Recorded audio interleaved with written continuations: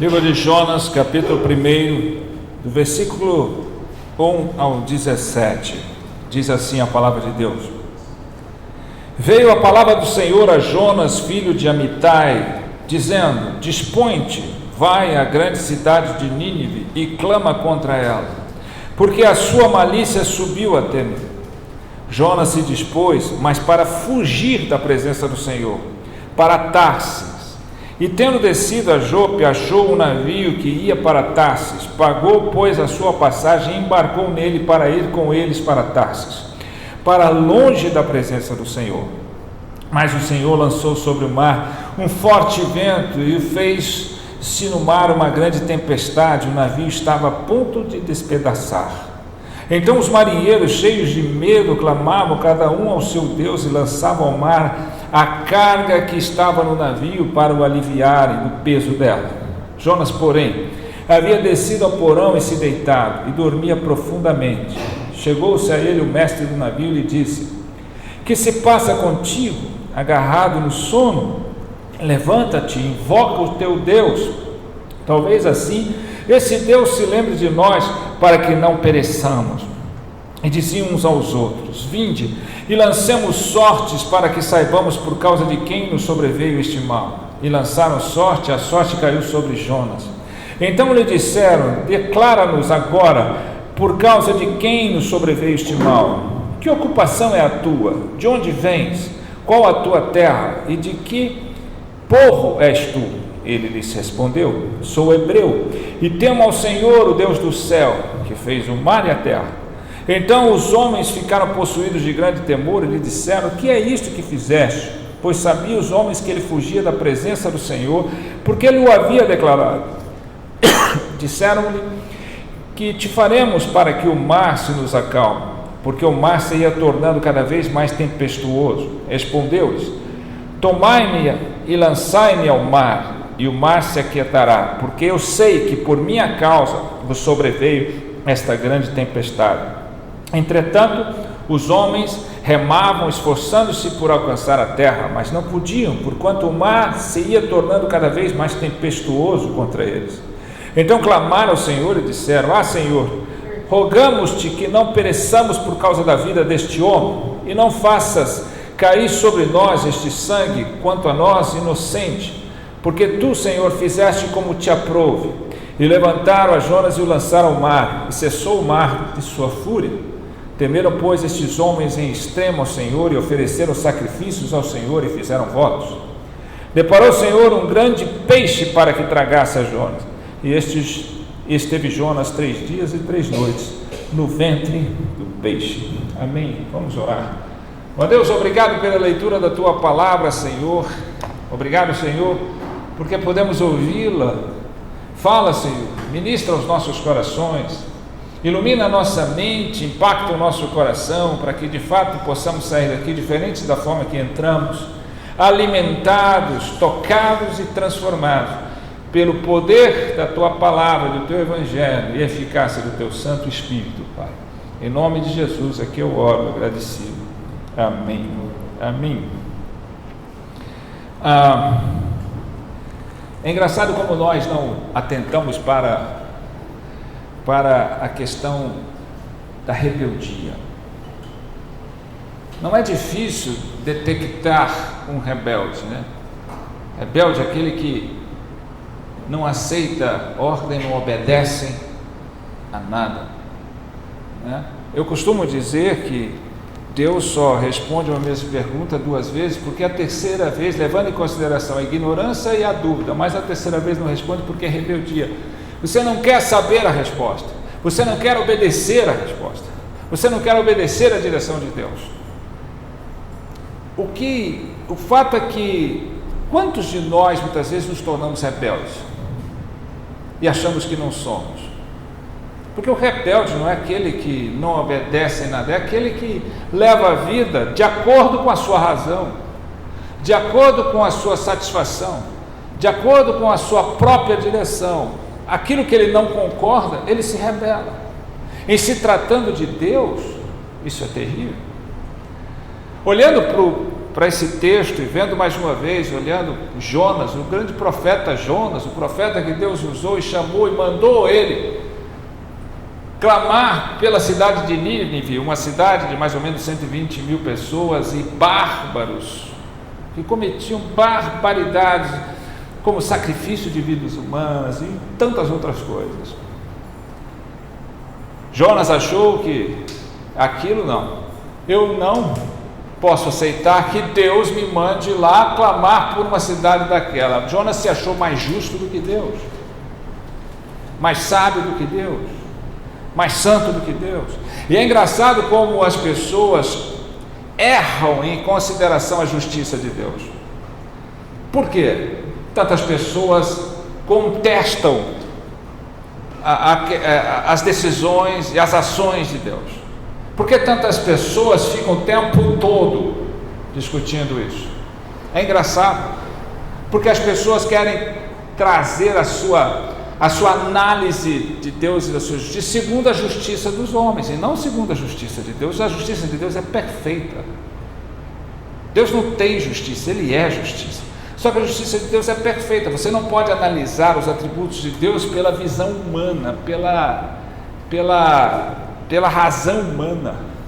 A justiça de Deus é imensuravelmente maior e perfeita do que a justiça dos homens. A justiça dos homens jamais será perfeita. Mas nós questionamos Deus sobre o ponto de vista da nossa própria justiça, daquilo que eu entendo ser justo. E por isso tenho dificuldade de entender como Deus age, o que Deus faz, por que Deus faz. Porque nós não buscamos a justiça de Deus, nós queremos trazer Deus ao nível da nossa pobre e débil justiça. Essa é a razão principal.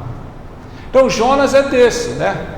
Ele não discerniu as coisas, porque a rebeldia, né, me faz desobedecer a ordem de Deus, e se eu desobedeço parte daquilo que Deus manda, eu sou desobediente totalmente, né? Meia obediência é desobediência total.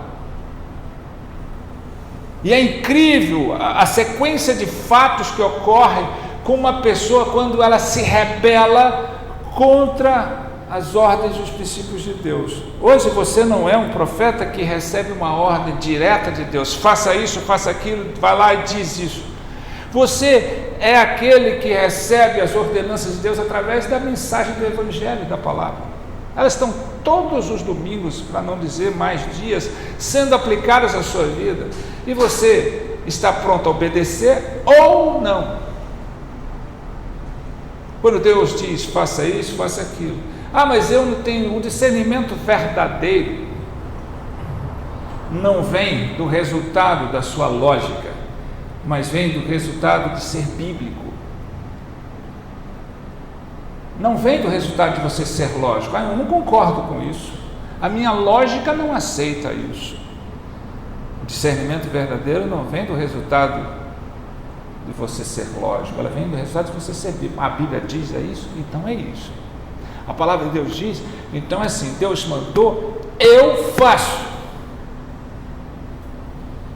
Então tem que trazer alguma coisa para as nossas vidas. Jonas recebeu uma palavra, dispõe e vai-se à grande cidade de Nínive e clama a ela. Por quê? Porque a sua malícia subiu até mim. A disposição de Jonas ele teve disposição, mas ao contrário, ele se dispôs a fugir da presença do Senhor. Quando uma pessoa se rebela contra Deus, a primeira coisa que ele faz é fugir da presença de Deus. Ele mascara aquilo lá e eu saio fora. Por quê? Porque eu não concordo. Por quê? Porque não ainda fui convencido. Tem gente que ainda precisa ser convencido de obedecer a Deus. Tem gente que ainda precisa, passa tempos ainda, não, o dia que eu for convencido eu faço. Deus não precisa convencer ninguém. O poder de Deus não é de convencimento, é de conversão. Deus muda o coração das pessoas. Se você está esperando ser convencido, é porque seu coração não foi convertido. Isso é simples. Olha o que Jonas fez. Mesmo sendo um profeta de Deus, Deus usou ele. O problema da rebelião é que ele foge da presença, ele não concorda, ele não quer saber, ele acha que aquilo é um absurdo, ele sabe que o que Deus está fazendo é para converter aqueles homens e ele não aceita aquelas pessoas sendo perdoadas. Tem pessoas que, quando eles não conseguem entender a soberania de Deus e a vontade de Deus, a justiça de Deus, o coração dele começa a se petrificar, se endurecer. Jonas começa a fugir de Deus e ele vai e procura lá para longe de Deus, e procura ir para o lado mais contrário possível. Acha um barco que está em Jope e vai para Tarsis, paga a sua passagem, entra ali caladinho, mudinho, fala: vou para lá porque aí eu não tenho que fazer isso. Você fica pensando, se um profeta de Deus é capaz de se rebelar contra a vontade de Deus, de resistir ao mandato de Deus, de fugir da presença de Deus, o que será de nós? E nós? Aí ele vai, paga a passagem e vai ali, né? Mas o Senhor, ele, quando ele decide alguma coisa, seus desígnios, ele vai até o fim. Você não pode fugir da presença de Deus. Você pode mentir para si mesmo, mas da presença de Deus você não foge. O salmista diz: ainda que eu fosse o maior profundo abismo, ainda que eu subisse o maior dos montes, ali tu me vê. Ninguém foge da presença de Deus. Você pode tentar. Jonas fez assim como, olha que o pecado da rebeldia entrou, ele fez que nem Adão, né? Se escondeu e tentou tampar a sua nudez depois de fazer o erro, cometeu o erro e achou que Deus não estava vendo. Deus, onde é que você está, Adão? Será que Deus não estava vendo? Olha, onde você está, não estou conseguindo te ver. Deus estava dando a chance de Adão falar: eu estou aqui, porque Deus está vendo. Deus não estava obstruindo, não estava tentando achar Adão. Deus estava tentando mostrar para Adão se achar. Ele estava escondido ali, até que ele parou. Ele: eu ouvi o Senhor me chamar, mas eu tive medo que o Senhor me visse nu. A nudez da vergonha, do ato vergonhoso de pecar contra Deus. Agora veja que o Senhor mandou um vento forte, fez o mar uma grande tempestade, o navio estava a ponto de despedaçar. O problema de ser rebelde, de se rebelar com Deus, de não obedecer a Deus e insistir em fazer as coisas a seu modo, é que você não prejudica só você prejudica os outros. O barco não era dele, ele não estava sozinho no barco, aquelas pessoas que estavam no barco eram inocentes, eles não tinham nada a ver com isso, mas Deus mandou o vento, a tempestade, e quase despedaçou o barco, e Jonas estava ali. Não é comigo, esse é o problema do Eba, não é comigo, eu me rebelei contra Deus, eu não vou fazer a vontade de Deus, e que se lasque. Não, o problema é que você está afetando outras pessoas. Tem muita gente se rebelando com Deus, desobedecendo a Deus, e continua desobedecendo a Deus, porque acha que está levando a vida e esquece que ele está prejudicando pessoas. Sua rebelião, sua desobediência não é só uma causa sua, é mais ou menos grosseiramente comparando com o cara que dirige bêbado. Na maioria das vezes o bêbado bate, faz um acidente e ele não morre, morre os outros que não tinham nada a ver com isso, né? A pessoa sempre está bêbada e acha: não, eu dou conta, eu estou de boa, não, eu só tomei um copinho, já estou acostumado com isso. É claro que se ele bater, pior é que dificilmente ele morre os outros. Então a gente esquece que as ações que nós temos elas afetam outras pessoas. Nós não vivemos isoladamente.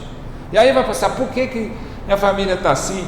Por que as pessoas estão assim? Por que eu prejudico? Você vê assim, está acontecendo e não vê que a vida dele está prejudicando outras pessoas. O coração de Jonas estava tão duro que ele não quis nem saber. Ele não quis nem saber, eu vou continuar assim porque eu vou na minha razão. O rebelde, ele continua, não vou. E olha o que acontece, né? Os homens começam, os marinheiros, cheios de medo, clamavam cada um seu Deus, ninguém sabia o que estava acontecendo. Da mesma forma que muitas famílias não sabem o que está acontecendo nas suas casas, não sabem o que está acontecendo ao redor, não sabe, está vendo um monte de tribulação, de situações, e às vezes é por causa de um rebelde contra Deus. Por que Deus fez isso? Por que Deus fez isso ali? Por que você não para pensar?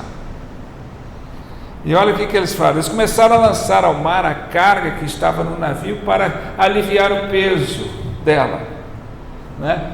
Eles não só estavam a ponto de despedaçar, eles começam a ter que perder as coisas.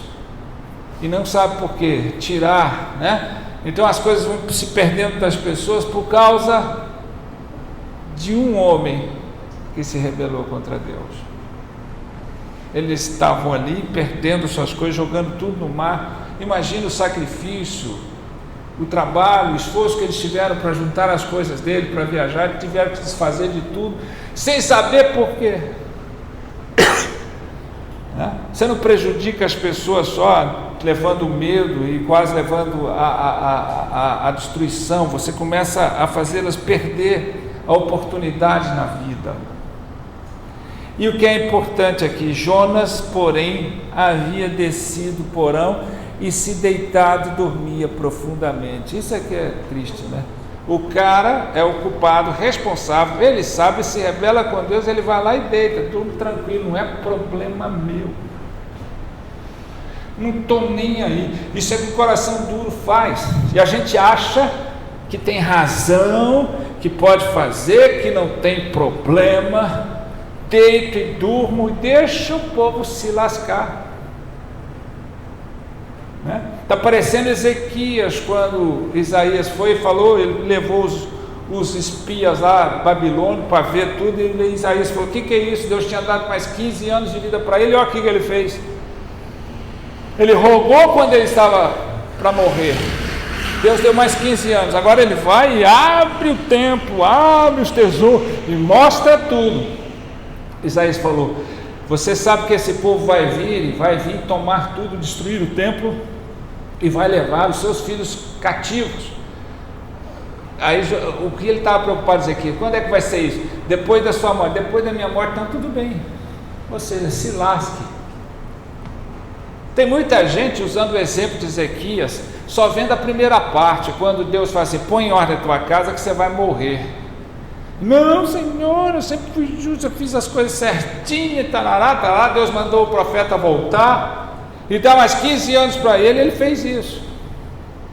Mas se tivesse morrido, eu pensar que Deus vai me dar mais vida para eu prejudicar a minha família e destruir a minha família, melhor morrer. Enquanto Deus está me dando a oportunidade de pôr minha casa em ordem. É melhor morrer vendo a minha casa em ordem do que viver o tempo que for e destruir a minha casa. Mas o cara que é rebelde, o cara que só está preocupado consigo, o cara que está egoísta, o cara que permanece no pecado, se cega diante dessa realidade, dessa verdade e continua. Esse é o Jonas, eu vou deitar. O barulho, imagina o desespero daqueles homens jogando tudo para fora, o barco vai voar, tempestade, e o cara estava dormindo. A diferença que você vai ver aqui de Jonas, você pode fazer uma analogia, todos os textos bíblicos, a teologia bíblica é fantástica por disso. Você vai ver o aspecto de Jesus e Jonas aqui com o aspecto redentivo, né? Porque Jesus também dormiu no barco quando tinha tempestade, mas ele dormiu no barco porque ele é poderoso para acalmar a tempestade, ele é Deus. Jonas, Jesus não provocou a tempestade, ele sabia que ele podia parar a tempestade. Jonas estava ali provocando a tempestade, dormiu provocando a tempestade, não estava nem aí. Quando chegou o chefe marinheiro do barco, do navio, chegou: escuta, você não está vendo que nós estamos aqui? O que você está fazendo dormindo aí? Vai lá para fora, vai nos ajudar, nós estamos buscando, cada um está buscando o seu Deus para ver quem pode nos livrar disso aqui. Busca o seu Deus, talvez ele tenha uma resposta. Levanta, talvez assim o teu Deus se lembre de nós, para que não pereçamos. Eles lançaram sortes para ver onde caía. Talvez você pense assim: pô, mas não é errado lançar sortes? Não, naquele tempo Deus ainda permitiu lançar sorte e até usava, né, para mostrar que ele tem autoridade até sobre isso.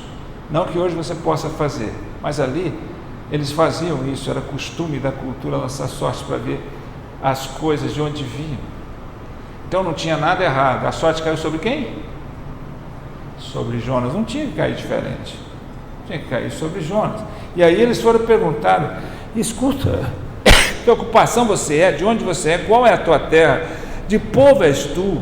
E Jonas respondeu eticamente e religiosamente: eu sou hebreu e temo ao Senhor Deus de Israel. Eu sou hebreu e temo, né? É engraçado como o rebelde, ele diz que ele é temente a Deus, mesmo se rebelando contra Deus, porque ele não concorda, porque ele sabe que Deus pode perdoar aqueles ninivitas e salvar aqueles. Ele não concorda. Não é justo, aquele povo não merece. E aí é engraçado porque continua, né? Eu temo o Senhor, o Deus do céu, que fez o mar e a terra. Então eles começaram a perguntar: por que é isso que fizestes? Porque eles sabiam que ele fugiu da presença do Senhor. O que faremos para que o mar se acalme? Porque o mar ia se tornando cada vez mais tempestuoso. Respondeu ele: tomai-me e lançai-me ao mar, e o mar se aquietará, porque eu sei que por minha causa vos sobreveio esse grande tempestade. Olha só, faça o seguinte: a única saída que vocês têm, joga eu no mar, joga no mar para morrer, porque aí vocês vão ver acalmar, porque eu sou o responsável. Eu sou o responsável. Ele sabia que era o responsável. E quando o cara se rebela por Deus, ele vai se rebelando e ele vai continuando, fazendo o contrário, desobedecendo a Deus, chega a um ponto em que ele endurece o seu coração tanto que ele não tem medo de morrer a obedecer o que Deus está fazendo. Não, pode me jogar, eu sei que eu morra, mas eu não vou obedecer a Deus, eu não vou fazer isso. A rebeldia te leva a isso. Ele sabia que era por causa dele. E ele fala: manda o mar. E os caras que têm compaixão, que eram gentios, que não temiam a Deus, dizendo: como nós vamos fazer isso? Nós não vamos fazer isso. Vocês têm que fazer isso, senão o mar não vai aquietar. Jonas preferiu a morte do que fazer a vontade de Deus. Tem gente que prefere adoecer, morrer, sofrer, fazer os outros sofrer, do que obedecer a Deus, do que fazer o que Deus quer. Tem gente que permanece até o fim, resistindo a fazer e a tomar uma posição de obediência a Deus. Não, eu vou do meu jeito, eu vou até isso, eu vou até ali. Não, eu faço só isso, isso aqui eu faço do meu jeito. Um dia eu faço ali, estou esperando. Olha o que o Jonas falou: me joga no mar. Ele poderia falar: espera aí, vou orar, Senhor, eu sei que eu errei, eu me arrependo, eu não quero que essas pessoas sofram, eu não quero que essas pessoas sofram minha causa, eu sei que o Senhor é soberano, que eu faço o que tu queres. Não, me joga no mar que acaba o problema. Aqueles caras fizeram o que Jonas devia ter feito. Senhor, ele está falando para a gente não sabe, não impute isso, né? O que eles falam, né? Não faças, nós o seu sangue, quanto a nós inocentes, porque o Senhor sabe, faz como te aprova. Ou seja, eles não iam fazer aquilo porque não tinha saída, mas eles não queriam fazer aquilo e pediu a Deus para ter misericórdia deles por fazerem aquilo. E lançaram Jonas no mar. E a hora que eles lançaram, eles ofereceram sacrifício ao Senhor. Lembra quando eles falam de Deus é minúsculo e plural, quando é o Senhor é maiúsculo e singular. Eles ofereceram sacrifício ao Senhor. E o Senhor acalmou a tempestade. E aí ele desperta o Senhor um grande peixe para que tragasse a Jonas. E Jonas 3 dias e 3 noites no ventre do peixe. Deus não livrou Jonas. Deus tinha um propósito de salvar Nínive. Deus tinha um propósito de salvar Nínive. E nenhum deles, como nenhum de nós, tinha méritos para que ele pudesse ir lá. Pelo contrário. Pelo contrário.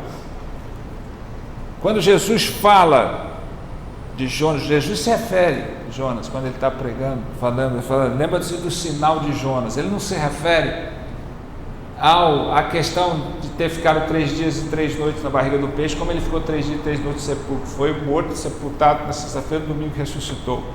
Não é só isso, ele fala. Olha como tem a comparação com o processo redentivo. Mas pela eficácia da mensagem. Veja que lá no fim, quando você lê todo o livro de Jonas aqui, que é curto, você vai ver que ele vai, e mesmo contra a vontade dele, ele faz o que Deus está mandando. E aquele povo de Nínive, sem ver nenhum milagre, sinais, maravilhas, reconhece que a mensagem de Jonas tem o poder divino, e todos se arrependem e convertem. Não precisou operar milagre, não precisou fazer maravilha, não precisou fazer nada, só pregou. E aquele povo se arrependeu e se converteu. Bárbaros, coração duro, pessoas duras. Mas por quê? Por causa da pregação que o Senhor mandou, assim como a mensagem de Jesus. Ele veio para libertar, para salvar os pecadores. 120 mil pessoas, mais ou menos, na cidade de Nínive se converteram com a mensagem de Jonas.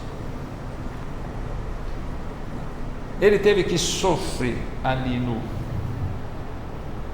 Eu vou te falar uma coisa. Não pensa que é filminho de Marvel você ficar dentro da barriga de um peixe grande e não deve ser nada agradável 3 dias e 3 noites. É sobrenatural, beleza? Mas não deve ter sido nada brinquedo passar ali. A diferença de Jonas para Jesus é que Jesus se ofereceu para viver esses 3 dias. Jonas não. Jonas, quando mandou lançar no mar, ele não sabia que tinha um peixe que ia pegar ele. Ele pensou que ia morrer. Mas Jesus, Deus vai fazer cumprir o propósito, querendo ou não. Os propósitos, os desígnios de Deus vão ser cumpridos, porque os planos de Deus jamais serão frustrados. Agora, você pode sofrer consequências e levar outros a consequências terríveis na sua desobediência. Então, essa mensagem é para a gente, é para pensar. Quantas vezes eu não estou obedecendo? Eu ouço a palavra de Deus que diz, faça assim.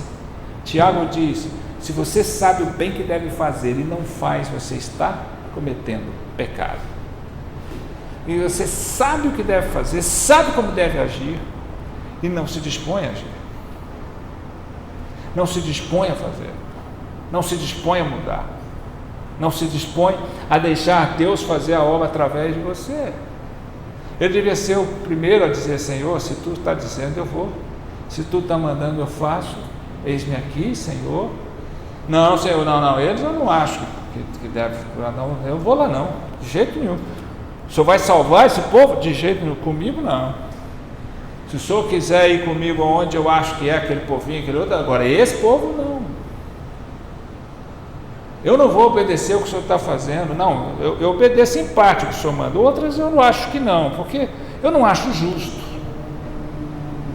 Eu não acho justo eu ter que dar meu dízimo. Eu não acho justo eu ter que dar a minha prioridade ao Senhor. Eu não acho justo que eu tenho que largar o mundo e as coisas do mundo em prol de viver as maravilhas do Senhor. Eu não acho justo que eu tenho que renunciar a mim mesmo em prol de viver a vida para a glória do Senhor. Eu não acho justo ter que perdoar minha esposa ou meu esposo. Eu não acho justo ter que me sacrificar para oferecer coisas para os outros e levar a tua palavra. Eu não acho justo, principalmente para quem não quer, principalmente para quem que eu acho que não tem merecimento. Nem eu, nem você merecemos a graça de Deus. Nem eu, nem você jamais merecíamos estar aqui. Nem eu, nem você merecíamos Cristo Jesus e sua obra. Nós não somos melhores do que os ninivitas ou do que quem quer que seja. Tá, estamos aqui não é porque temos mais méritos do que os outros. Estamos aqui pela misericórdia de Deus. Estamos aqui tendo acesso à palavra de Deus porque pessoas saíram do seu conforto, muitos, para sair para outros países, outras nações, outros lugares, para levar a palavra de Deus aos corações das pessoas. E não ficaram sentados, não ficaram no seu conforto, não ficaram na sua razão. Foram pessoas bíblicas, entenderam o chamado deles, entenderam a responsabilidade deles. Interessa não quem é, interessa o que Deus faz, interessa que Deus sabe e Ele é perfeito nas suas escolhas, sua justiça é perfeita. Deus não falha, e se Ele achar que vai ser assim, tem que ser assim. Então, quando a gente desobedece, quando a gente fica nessa de não, eu não sei, não vou, você acha que é uma coisinha boba, não, Deus não está olhando para isso não, eu faço outra coisa, está olhando para você. Não pensa, a sua desobediência vai gerar rebeldia. Essa rebeldia vai endurecer seu coração. E seu coração vai te fazer ficar mais afastado de Deus. E ao afastar e fugir da presença de Deus, você afeta não só a sua vida, mas a vida de quem te cerca.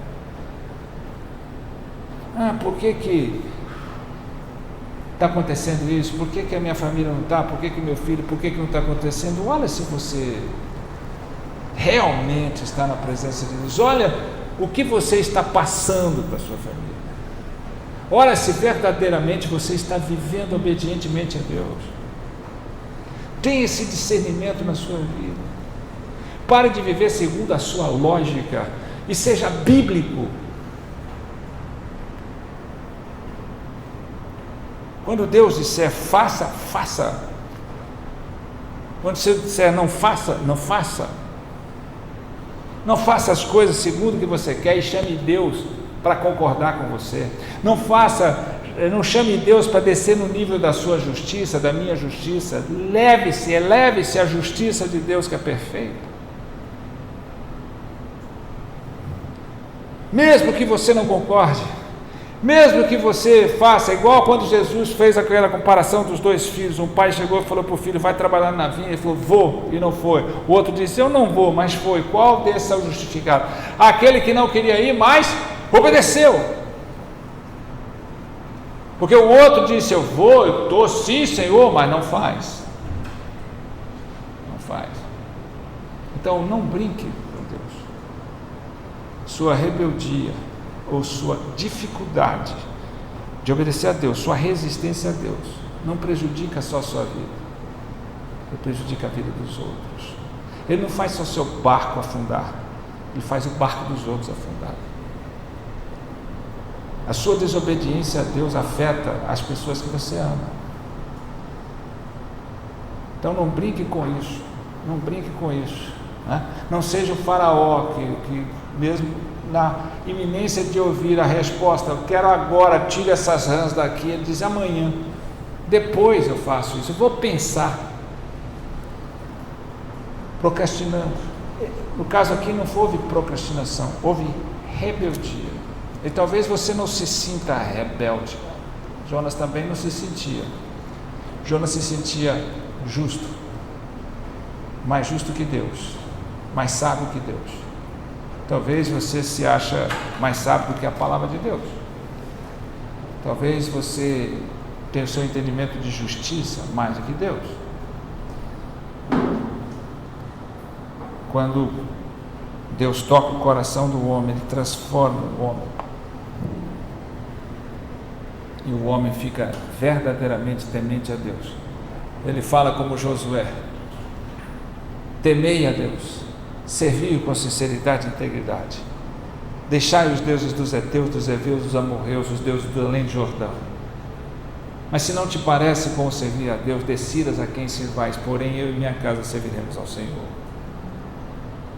Um homem temente a Deus, um homem obediente a Deus, ele pode até lidar com realidades contraditórias, mas ele sempre confia e ele não desiste de ver ele e a sua casa aos pés do Senhor. Não fique achando que você pode trazer as pessoas que você ama para o barco de Jesus se você não é capaz de obedecer a Ele. Lembre-se, meia obediência, desobediência completa. Então eu trouxe essa palavra para dizer as consequências da sua rebeldia. Somos que nem meninos, e Deus fala e você, não, por quê? Eu fico pensando se Abraão dissesse para Deus: não, peraí,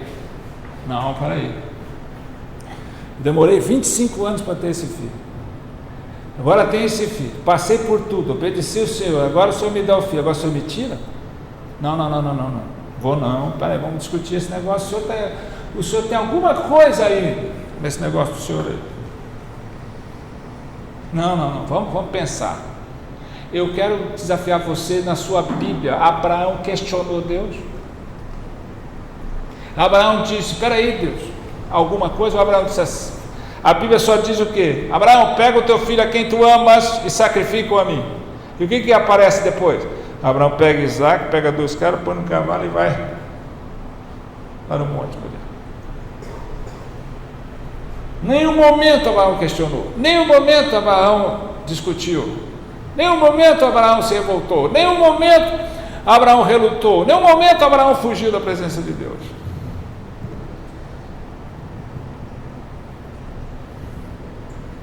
Agora a gente o tempo todo está questionando. Não, peraí, não é assim, né? Não sei, eu penso que eu devo fazer assim, eu devo fazer assado. Quando Deus te pede coisa simples, direta, faça ou não faça, a gente fica questionando, até a gente achar um argumento que a gente pensa que pode dobrar Deus. Agora eu sou mais inteligente que Deus. É a mesma coisa quando eu aconselho as pessoas e falo: pastor, eu não consigo me perdoar por aquilo que eu fiz. Então você é maior que Deus, porque se Deus te perdoou, você não consegue se perdoar, você é mais que Deus.